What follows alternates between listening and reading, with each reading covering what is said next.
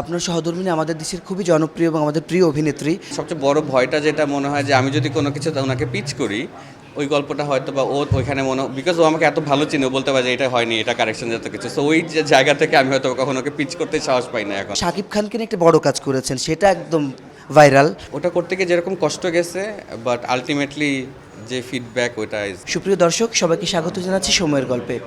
আজকে আমার সঙ্গে একেবারে একজন বিশেষ মানুষ, আমাদের one of the finest director, যিনি আন্তর্জাতিকভাবে স্বীকৃত কান ফিল্ম ফেস্টিভ্যালে পুরস্কার জয়ী আদনান আল্লাহ রাজীব। কেমন আছেন? ভালো আছি, আপনি কেমন আছেন? সিলভার সাদিয়ার সাথে কীভাবে জড়িত সেই ভূমিকাটা আগে জানতে চাই। আচ্ছা, সো আমার প্রডিউসার সিলভার সাদিয়ার। সো বেসিকলি যেটা হয়েছে, মিরাজ হোসেন ও তো আসলে আমার সাথে অনেক বছর থেকে কাজ করছে, অনেক বছর হয়ে গেছে, যেমন ইটস বিন লাইক 8-9 বছর হয়ে গেছে। সো ও আমার সাথে কাজ প্রথম শুরু করে, তারপরে কাজ শিখে, তারপরে ফার্স্ট স্টেজ হিসাবে অনেক লম্বা সময় কাজ করে, তারপরে আমরাও তারপরে অ্যাডভার্টাইজিংয়ে আসলে কাজ করা শুরু করলো। সো এই সময় ও যখন অ্যাডকম থেকে পুলক বললো, অ্যাডকম না, ইনফ্যাক্ট মায়ের দোয়া আসলে ওদের যে উইং হয়েছে সেটা নিয়ে যখন পুলক কাজ করছিল, তখন উনি বললো যে এরকম একটা আইডিয়া আছে, কি করা যায়। তো তখন ওই আইডিয়ার উপরে বেস করে মিরাজ তখন কাজ করা শুরু করে।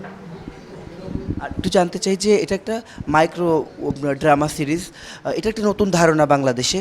এই ধারণাটা ইন্ট্রোডিউস করবার পেছনের কি কারণ আছে? এটা কেউ যে আমরা সবসময় শর্টস রিলস দেখতে দেখতে এত অভ্যস্ত যে বড় কন্টেন্ট অনেকে দেখতে চায় না, এটা কি না? একদমই তাই। মাইক্রো ড্রামা নর্মালি চায়নাতে যেমন খুবই জনপ্রিয়, এখন আরও অনেক দেশে এখন জনপ্রিয়। সো এখন আমাদের যেটা হয়েছে, আমাদের অ্যাটেনশন স্প্যান তো অনেক কমে গিয়েছে, তো যেই কারণে আমাদের এখন খুবই শর্ট ডিউরেশনের কন্টেন্ট দেখতে পছন্দ করি আমরা, যেই কারণে টিকটক অনেক বেশি ফেমাস হয়ে গেছে। কিন্তু টিকটক বলতে আমরা যে টার্মটা বুঝি যে টিকটক, ওর থেকে বাইরে যেমন অনেক ইন্টারেস্টিং কাজ হয়, সেরকম রিলসেও আসলে যখন ইনস্টা রিলস দেখি আমরা, রিলসেও ইনস্টাগ্রামে অনেক ইন্টারেস্টিং এরকম কাজ হয়। তো সেগুলো আমরা এখানে ধরতে চেয়েছিলাম যে আসলে আমরা যদি এখন গল্পটা যাদের এরকম ধৈর্য ক্ষমতা কম, যারা ছোট ছোট শর্টস দেখতে চায়, তাদের জন্য অ্যাকচুয়ালি গল্প কারা বলবে? আমরা তো আসলে একটু বড় গল্প বলি সবসময়, প্যারালালি এই ধরনের গল্পও তো বলা উচিত। তখন ওই came up with this idea যে আচ্ছা ঠিক আছে, তাহলে তো এটা তো খুব ইন্টারেস্টিং, বিকজ এটা মায়ের দেওয়ার আইডিয়া ছিল, বেসিক্যালি ওরা করতে চায়।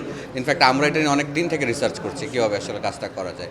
সো তখন মনে হয় যে না, এটা আসলে ইন্টারেস্টিং একটা, বিকজ এটার প্রসেসটা ভেরি ডিফারেন্ট, ভার্টিক্যালি শ্যুট হয়, আবার দ্য সেম টাইম এটা যেটা করতে হয়, এটার প্রসেসটা যেমন আমাদের যে আর্ক থাকে, গল্পের আর্ক, ওইটা আবার একটু ডিফারেন্ট এইটার ক্ষেত্রে। ওই গল্পটার আর্ক ধরে, ওইটার যে স্কেলেটন আছে ওইটা ধরে আসলে কাজ করে দেখা যে এটা বাংলাদেশে আসলে কীভাবে শুরু করা যায়। একটা এক্সপেরিমেন্টই বলা চলে। সেই সাথে ধরেন এটা তো 15 একটা এপিসোডের একটা গল্প বলবে, বাট একজন একটা পর্ব হয়তো বা দেখেছে, সামহাও কাছে সামনে এসেছে, কিন্তু পরের পর্বগুলো কিভাবে কি হবে? সো এটা যেটা যেমন ইউটিউবে যখন আমরা আপলোড করবো, তখন ওইটা তো আসলে আপনি নেক্সটে যখন আসলে বাটনে চাপ দেবেন, আপনি নেক্সটটা দেখবেন। So it's more like a series. So আমরা যদি ইউটিউবে যদি আমরা এটা ছাড়ি, তাহলে ইউটিউবে যখন দেখবো আমরা, তখন কিন্তু আমরা ওই সিরিজের মতোই যে আমি পরের গানটা দেখতে চাই, সো পরের এপিসোডটা দেখতে চাই, এরকমই। ইনস্টাতে যখন দেখা হবে এটা, তখন যেটা হয় ওটা জাস্ট আপনি স্ক্রল করলে পরেরটা চলে আসবে, বিকজ ওই পেজে গেলেই আপনি আসলে পুরো জিনিসটা পাবেন। So that's how it is. নামটা খুব ইন্টারেস্টিং যে সিলভার সাদিয়া, সেই সাথে যে প্রধান চরিত্র তার বাস্তব জীবনেও তিনি সাদিয়া আয়মান। আমি এটা একটু জানতে চাই, এটা কীভাবে হলো? Sadia is a very interesting and promising artist, আমার ওকে খুবই পছন্দ। আমরা যখন কাজ করছিলাম তখন মনে হচ্ছিল যে Sadia is a very interesting fit for this. তো এটা নিয়ে যখন সবাই মিলে বসা হয়, মিরাজ অ্যাজ আ ডিরেক্টর যখন কাজ করে, ওর কিছু সাজেশন ছিল, ওর মতো করে ভাবছিল কীভাবে আসলে সাদিয়ার সাথে অ্যালাইন করা যায়, because she is the sweetest, এবং ওই ক্যারেক্টারটার মধ্যে চেহারার মধ্যেও সাদিয়ার ওই ব্যাপারটা আছে। She is very sweet, at the same time ওর ভিতরে আসলে খুবই ইন্টেলিজেন্স যেটা, ওইটা আমরা দেখতে পাই। তো সব কিছু মিলিয়ে Sadia is a very good choice. And সেই ক্ষেত্রে যেমন পুলক, আমি, মিরাজ, তারেক, আমরা যখন আমাদের টিম রানআউট টিম অ্যান্ড মায়ের দোয়া টিম যখন বসি, তখন আমরা এটা নিয়ে আলাপ করি যে আসলে কাকে নেওয়া যায়, তখন সব কিছু মিলে মনে হচ্ছিল যে she is a very good fit for this character. আপনি অনেক দিন ধরে টেলিভিশনের জন্য কাজ করেন না, আপনার লাস্ট কাজে অ্যালেন শুভ্র ছিল আমি যদি ভুল না করি, আবার এখানে প্রডিউস করছেন, অ্যালেন শুভ্রকে নিয়ে এসেছেন। অ্যালেন শুভ্র আপনার ব্যক্তিগতভাবে favourite actor?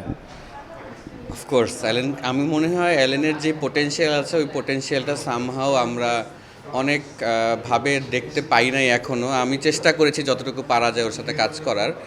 He is a very interesting character, also or acting skill খুব ইন্টারেস্টিং, ও অ্যাক্টিং স্কিল ভালো। তো আমার কাছে মনে হয় এখনও আসলে ওর একদম ফাইনাল পর্যায়েও যায়নি, ও একটা জায়গায় গিয়ে আসলে হয়তো ভাবে স্টাক হয়ে যায়, আবার কয়দিন ব্রেক নেয়, আবার কাজ করে। সো আই রিয়েলি হোপ ও ভালো করবে সামনে, কিন্তু সামনে তো অনেক দিন ধরে কাজ করছে, এখনও ভালো করতেছে, আরও ভালো করা উচিত ওর, সেটা মনে হয়। অ্যান্ড আমার কাছে মনে হয় যখন ইন্টারেস্টিং কোনো কাজ আসে, আইডিয়াস আসে, ক্যারেক্টার আসে, তখন আমার ওর কথা মাথায় আসে সবসময়। আপনি তো অ্যালেনের কথা বলছেন, আপনাকেও কিন্তু আমরা খুব বেশি যে কাজে তো দেখতে পাই না, আর বিশেষ করে শর্টস কাজই করছেন, আলিটা শর্টস ছিল। বড় কাজে কবে দেখতে পারবো একটা প্রশ্ন, আরেকটা হচ্ছে শাকিব খানকে নিয়ে একটা বড় কাজ করেছেন, সেটা একদম ভাইরাল, ওটা নিয়ে একটু জানতে চাই। খুব জলদি বড় কাজটা করতে চাই, তো এটা খুব জলদি বলছি বিকজ আমার কাছে মনে হয় সময় তো এসে গেছে এখন কাজ করার, তো খুব জলদি হয়তো কাজটা করতে চাই, যেটা ফিচার ফিল্ম হিসেবে কাজ করব। আর আর সেকেন্ড হচ্ছে সাকিব ভাইকে নিয়ে কাজ করা, যেটা হ্যাঁ ওটা এম রাইজের বিজ্ঞাপন ছিল একটা, তো ওইটাও অ্যাডকমের প্রজেক্ট ছিল। তো ওইটা ওয়াজ আ ইন্টারেস্টিং প্রজেক্ট। ওটা ওয়ান অফ দ্য লাইক আমার কাছে আমি আজ পর্যন্ত সবচেয়ে বড় আকারে এই কাজটা করতে পেরেছি। অ্যান্ড ওই জায়গা থেকে আমাদের চ্যালেঞ্জটা যেরকম ছিল অনেক বেশি, যে এত বড় স্কেলে আমরা কীভাবে আসলে জিনিসটাকে ডিজাইন করব, এত লোকজন কীভাবে আসলে অ্যারেঞ্জ করব, এত দেশ থেকে লোক একটা জায়গায় এসে কাজ করে, সেইটার ডিজাইনটা কুডোজ টু দ্য প্রডিউসার্স, আমরা যারা প্রডিউস করেছে আমার টিমের, ওনারা খুব সুন্দর করে গুছিয়ে এই জিনিসগুলো করতে পেরেছে। অ্যান্ড ওটা করতে গিয়ে যেরকম কষ্ট গেছে, বাট আলটিমেটলি যে ফিডব্যাক ওইটা ইজ মাশাআল্লাহ ভেরি গুড। ফিডব্যাক বেশি আসলে সেখানে একটু সমালোচনা আসে। আমরা শুনেছিলাম মানে অনেকে বলছে যে কে পপের ড্রিমার গানের সঙ্গে খুব মিল পাচ্ছে, এটা নিয়ে আজকে আপনি কি কিছু যুক্তি খণ্ডাবেন? না, আমার কাছে মনে হয় ওই রকম কোনো গানের সাথে কোনো মিল নেই। বেসিক্যালি আমরা খুবই ইচ্ছা করেই চাচ্ছিলাম to bring out the techno in it, to bring out the modern instrumentation to this music. So এই যে টিউন অ্যান্ড ধরেন আপনি ইনস্ট্রুমেন্টস, এগুলো কিন্তু ধরেন একটা প্যাটার্ন আছে। সো আই বিলিভ যে যেমন ইডিএম, টেকনো, এগুলোতে একটা ধরনের মিউজিক সবসময়, একটা ধরনের আওয়াজ আমরা সবসময় শুনতে পাই। তো সেই আওয়াজগুলো আসলে এখনকার গানে, মডার্ন গানগুলোতে আমরা সামহাও এভাবেই শুনবো। এটা নিয়ে absolutely nothing to do with any K pop or anything. এটা অ্যাবসোলুটলি একদমই অরিজিনাল একটা কাজ। জি। বলছিলেন যে বড় কাজ করবেন, আপনার সহধর্মিণী আমাদের দেশের খুবই জনপ্রিয় এবং আমাদের প্রিয় অভিনেত্রী, কালকে উনি বেস্ট অ্যাক্ট্রেস অ্যাওয়ার্ড পেয়েছেন বাইফা থেকে। তো আমি একটু জানতে চাই যে উনি কি আপনার ছবিতে থাকবার কোনো সম্ভাবনা বা বিশেষ সম্ভাবনা আছে কিনা? আমি তো ওনার সাথে কাজ করতে চাই খুবই। আর সবচেয়ে বড় কথা, আমি যখন কাজ করি ওনার কাজও আমার কাজও, আমি যখনই কাজ করি আমরা আমাদের কাজটাকে খুব আলাদা করে দেখি আর কি, যে ওর কাজ ওর মতো করে করে, আমার কাজ আমার মতো করে করি। কিন্তু আমার খুব ইচ্ছা আছে কখনো আসলে ওর সাথে কাজ করবো, বিকজ ওর যেই ক্যাপেবিলিটি অফ অ্যাক্টিং সেটা আমি দেখতে চাই। আমি আসলে ওর সাথে কাজ করলে কিভাবে এটাকে আরও কোনো কিছু অ্যাডিশনালি করতে পারি নাকি অ্যাজ ফিল্ম মেকার। তো অ্যান্ড সবচেয়ে বড় ভয়টা যেটা মনে হয় যে আমি যদি কোনো কিছু ওনাকে পিচ করি, ওই গল্পটা হয়তো বা ও ওইখানে বিকজ ও আমাকে এত ভালো চিনে, বলতে পারে যে এটা হয়নি, এটা কারেকশন যত কিছু। সো ওই যে জায়গা থেকে আমি হয়তো কখনো ওকে পিচ করতে সাহস পাই না এখনও। বাট সামনে ডেফিনেটলি করতে চাই, ভালো কোনো প্রজেক্টে একসাথে কাজ করতে চাই। কিন্তু আমি জানি না এই কাজটা কত ভালো হবে। আমি কাজ করে এক্সপিরিয়েন্সের জন্য করবো, ওর কত ভালো কাজ করতে পারবো আমি জানি না, আবার ট্রাই করবো। ওনাকে এত শেডে দেখেছে মানুষ, এত নানামাত্রিক চরিত্রে, আপনি সত্যি বলেন তো যে কি আসলে দেখতে বাকি এখনো? আমিও এখনও জানি না। আমার কাছে মনে হয় আছে, অনেক চরিত্র আছে যেটা আমার মাথায় আছে, যে I think there are very interesting character যেগুলো অ্যাকচুয়ালি করতে পারবে। অনেক মজার মজার ক্যারেক্টার আছে, কিন্তু ওই ক্যারেক্টারগুলো নিয়ে আমি আসলে হয়তো বা কাজ করতে চাই। বিকজ আমার কাছে মনে হয় যে আমাদের রিয়েল একটা নর্মাল হিউম্যান সেলফের মধ্যে অনেক ধরনের কমপ্লেক্সিটি আছে। সো ওই কমপ্লেক্সিটি নিয়েও আসলে কাজ করবো হয়তো বা সামনে। সর্বশেষ প্রশ্ন, ব্যক্তিগত জীবনে তো বাবা হন নাই, কিন্তু এত তারকাকে আপনি নিজের হাতে এনেছিলেন, তারা এত সাকসেসফুল মাশাল্লাহ, ওটা দেখলে কি বাবা বাবা ফিল হয় যে আমার হাত ধরে সবাই এসেছিল, কিন্তু এখন তারা প্রত্যেকে এত ভালো করছে, শবনম ফারিয়া, তৌসিফ মাহবুব, অনেকে, মানে লিস্ট গোয়ান, সাফা কবির। না না, আই এম গ্ল্যাড যে একটা সময় আমরা যখনই কাজ করেছি, অ্যান্ড ওই সময়টা না, ইট ওয়াজ ভেরি ইন্টারেস্টিং। বিকজ তখন সবার মধ্যে যে ন্যাকটা ছিল অন ফর ফিল্মস, কাজ করার জন্য, কাজের প্রতি যে ধরনের ন্যাক ছিল, ওইটা সামহাও তখন খুব বাঞ্চ অফ রাইট পিপল আমরা একসাথে পাইছি। ইনফ্যাক্ট আমিও আসলে ওই সময়ের একটু আগেই তো করা, তো আমিও তখন বিগেন করতেছি, এরকম পুরো ঝাঁক আসছিল এখানে।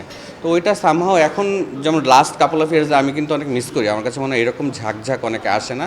বাট আমার খুবই ইচ্ছা আছে, আমি নতুনদের নিয়ে তো আমি সবসময় কাজ করতে চাই, করিও। আর আমার খুবই ইচ্ছা আছে আমি আসলে নতুনদের নিয়ে কাজ করব, অনেক ইন্টারেস্টিং, যাতে আসলে যে ইন্টারেস্টিং ছেলেপেলে আমার আশেপাশে আমি দেখি, ওদেরকে আমি অ্যাকচুয়ালি ফিকশনস আনতে চাই, ড্রামাতে আনতে চাই। আমার কাছে মনে হয় যে ওরা এখনও অ্যাডভার্টাইজিং, শর্ট ফিল্মস এগুলোর মধ্যে আছে, বাট ওনাদেরকে আমি যখন এই দিকে নিয়ে আসতে পারবো, তখন আই থিঙ্ক অ্যাক্টিংটা আমরা প্রপারলি নতুন একটা ঝাঁক দেখতে পারবো, নতুন একটা ব্যাচ দেখতে পারবো।